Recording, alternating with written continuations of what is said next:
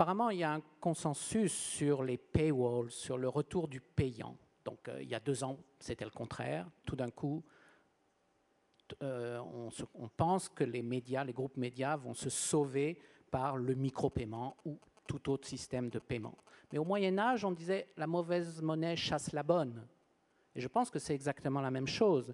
Des grandes marques, aujourd'hui, vont établir comme News Corp des murs payants.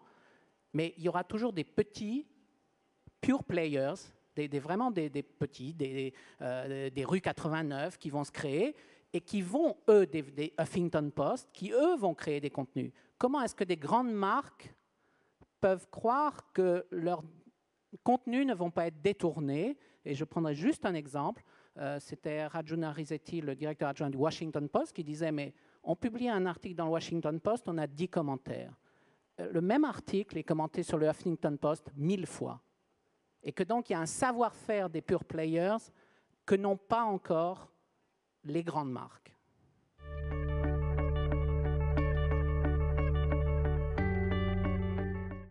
Ce matin, ce qui m'a marqué, c'est le développement du pouvoir du numérique et le fait qu'il est irréversible. Et vous nous expliquez cet après-midi comment est-ce que le numérique est aussi quelque chose qui est un défi économique et que votre travail est précisément de vous lancer, j'allais dire, dans la singularisation de la manière de vous pencher vers le consommateur de manière telle que la proposition que vous lui faites soit adaptée à ses attentes.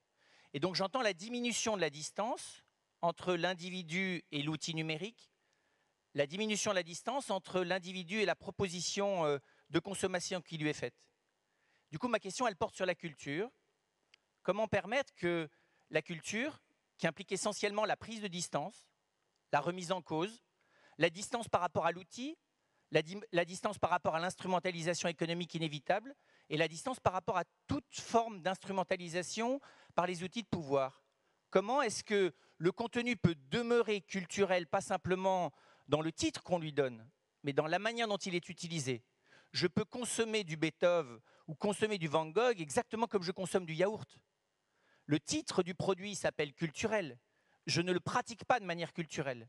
Donc comment est-ce que, là où vous êtes, vous développez les antidotes aux effets secondaires déviants que l'usage intensif du numérique et que l'usage intensif du marketing, de l'usage des contenus que vous proposez, de telle manière que voilà, il puisse émerger réellement une culture qui utilise le numérique et qui ne soit pas simplement une culture du numérique?